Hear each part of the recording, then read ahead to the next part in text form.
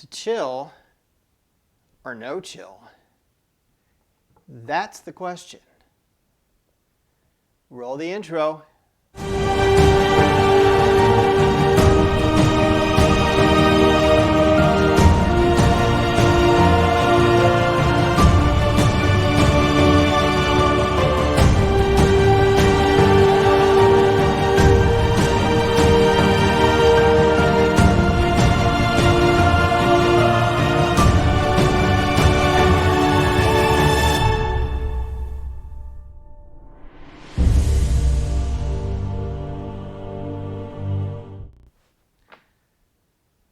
Welcome back to the channel, everybody. So the question is, do you need to chill your wort?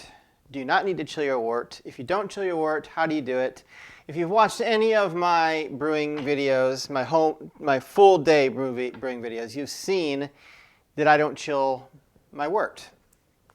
Well, I let it chill naturally, I guess is the way I should say it.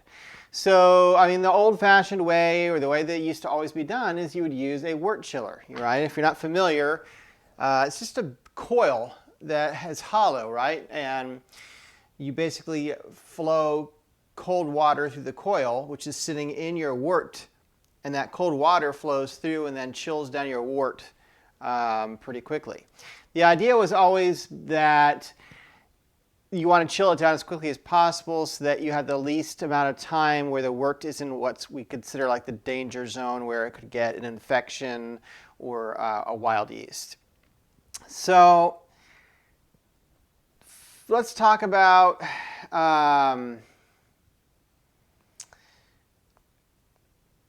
why you would want to do a no-chill. Like, why wouldn't you want to use that? So there's a few reasons I don't do it. First of all, I don't have a very good setup at all for using a wort chiller. A wort chiller is this coil, right, and it hooks up to a hose on either end. One hose goes to your faucet, and the other hose goes, down the drain or whatever, that gets rid of the water that's warmed up. I don't have the type of faucet that I can just easily attach a hose to. So yeah, you could, put a T-line inside, the bottom, where the pipes are, and then attach it down there. Sorry, I'm looking at a mosquito right behind my camera. I'm going to try to ignore it, though. So anyway, back to chill. So for me, I don't have an easy way to hook one up. My kitchen or my bathroom doesn't have a good hookup. I mean, I literally would have to run the hose from outside in through the door or through a window or something. I mean, it's just not worth it. It's too much trouble. And then there's the space issue. I have very little storage. I have a very small house. And storing something like that would be a hassle. So it's just another piece of equipment that I have nowhere to put. And the other thing is that I'm not in a hurry. Like, I don't have this feeling that I have to get stuff done as quickly as possible. I have no problem with leaving the wort overnight and just pitching the yeast the next day. Here's the deal with that, though. If you leave it sit overnight on its own, I have found that it doesn't cool down enough. It might cool down enough if you moved it into another container, but remember that my all-in-one system is an electric system, and so the burner, even when you turn off the electricity, that burner stays warm a while longer. I recall checking the temperature of my wort at least 2 or 3 hours after I was done with it, and it was still at like 18 degrees. I mean, it was still quite warm. Even the next day, it was still like 75 degrees. So it takes quite a while to chill down naturally. So they do this in some countries already for other reasons. One of the main reasons is that in some countries, like Australia, water is scarce and expensive. And as a good steward, you don't really want to waste water anyway, right? We want to conserve water and think of it as a natural resource. We're very lucky in this country where I live that water is pretty safe to drink and potable and available pretty much everywhere. And that's not the case in every country and in every city across the world. So like they do in Australia, what they do a lot of times, and this is where I first started reading about this no-chill, is they put the wort into these plastic cubes. And it's a food-grade plastic, and it's a specific type of plastic that can withstand the heat. Off the top of my head, I can't think of what it's called, but you can Google it if you're looking for something like that. From what I've seen, it's harder to find something like that and to be able to buy in the United States because it's just not as popular. But I believe, like in Australia, it's pretty easy to find those. So you get, let's say you're doing 5 gallons of wort, you get a 5-gallon cube. You fill it up with the near boiling hot wort, and then if there's any airspace on the top, because it's plastic, it's pliable enough, you can push down and just squeeze out every last bit of oxygen and then put the lid on it. Now, just like canning, once that wort does start to cool down, there's going to be a change in the pressure, and it will basically seal that wort in there, oxygen-free, making it stable, meaning you should be able to let it sit, shelf stable for quite a long time, like months before you even use it. That's not the case with the way I do it, but that is the way they do it in Australia. So the main reason they do it there is because it's so expensive for water and because it's dry there, and water is a precious resource there, as it should be everywhere. So I do it in part because I feel like unless you have a pump and you're pumping water from like a tub with ice water or something, I know there's a brewer that I follow that says that she pumps it from her swimming pool and then back into the swimming pool. So if you have a way to conserve the water and you're not just dumping it out, then by all means, that's great. I mean, if you have a way to do that. For me, it's just not that simple. So what I've been doing for quite a while, ever since I got this all-in-one, is I got a lid for it that I had to buy separately that has a hole in the top of it. I believe it's for an activity that is not legal in this country where I am at, so I'm not going to discuss that. But I don't use it for that anyway. Basically, I got it because you could literally use the the kettle that I do my boil in as the fermenter if you wanted to. But then you would be, of course, not able to make another beer until it was done because it would be hogging up the space in your fermenter. Plus, you would have any kind of debris or stuff on the bottom still there. And anyway, so I put the lid on it. The lid has a gasket on it.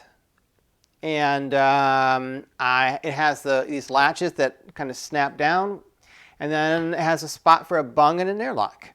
So what I do is I top up. I always brew my beer with less water than most people. So I end up with far less end wort than most people would have after the boil. So I have to top up. And I do that on purpose so that way I can take a reading and top up just enough water to hit the numbers that I want to hit. And usually I'm pretty close to 5.5 gallons, but if you're off a little bit or something, or your grain didn't mill quite right, your efficiency basically is off a little bit. It allows me to make sure I hit my numbers. So when I dilute it, I'm diluting it with like 2.5 to 3 gallons of water. So I boil ahead of time that much water, and then I split it into 4-cup containers. So I have these containers that are like food saver containers that hold 4 cups, and I put 4 cups of water in each one, and I put aside up to 3 gallons of that into the refrigerator and freeze it a couple days before I'm going to make beer, and it's just frozen solid.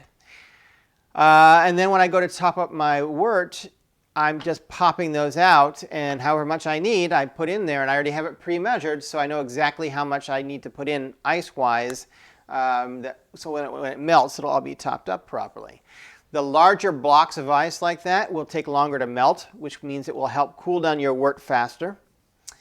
And that's the main reason I do it, because I found that if I don't use ice, it takes 2 days to cool down enough to pitch yeast. And I don't really want it to sit that long. It makes me nervous. It's just more of a chance something could get infected.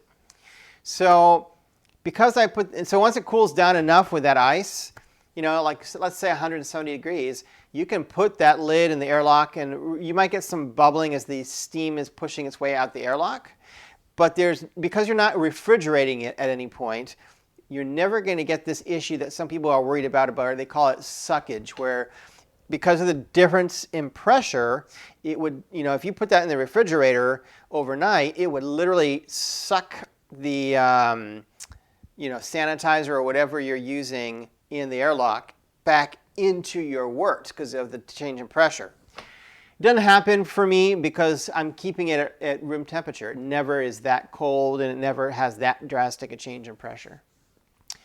So that's how I do no chill. So the next day, I transfer it to my fermenter. If you've seen my videos, the way I do that is I put it in, I just drain it little by little into these 1 gallon jugs, and I shake them to get air, as much air as I can, and then I pour it into the fermenter. And at that point, if it was 75 degrees, for example, it should have lost probably about 5 degrees at that point. It'll be down to about 70, and that's perfect pitching temperature for your yeast. So that's how I do a no-chill. I have seen people do perfectly well with, they don't have one of these like fully sealing lids like I do. And I've seen people just take pots, that are on the stove that they're using. They put a normal pot lid on it, and then they wrap saran wrap around the outside of that lid, and the heat sort of sucks the saran wrap to the pot. And for them, that's worked. Like, it's a tight enough seal that is good enough to keep anything out, and it's worked, and they haven't gotten an infection. So you can do it without a lot of special equipment, and it seems to work fine. And I just, some people talk about, I don't know, like problems. They think there's going to be problems with the hops and hop utilization and bittering. From what I understand, and people who have tasted my beer, there's nothing. It causes no problems. So I think that's sort of an old wives' tale, or it's people who are holding on to this idea that you have to make beer in a specific way, and they don't want people to, grow and try different things because they're stuck in their ways, and it must be done this way, and it can't possibly work another way. Anyway, I see that a lot in beer. That's beer making and in forums and stuff, and that's why I say that, is that there's a lot of this, hey, this is the way it's always been done, and it has to be done this way kind of attitude, which I just don't agree with, If you can find a better way, or a way that works better for you, then do it, especially if your beer turns out just as good. At any rate, that's all I've got for this video. No special aids or anything to show you, just simple explanation of how I do no chill beer, and maybe it'll be something that you'd want to try. If you're not in a rush, you can sort of relax and skip that whole step of having to try to force the wort to cool down too fast or super fast. All right, I'd love it if you'd hit the like button and the subscribe button, of course, as always. That way more people can find my page, and you'll be notified the next time I have a video, which is generally every Monday. Make sure you check the video that I pop up above, or just look at my channel. I've got lots of videos, adding more all the time. And yeah, hopefully you're brewing something up good. Keep it up, keep going, have fun, and happy brewing.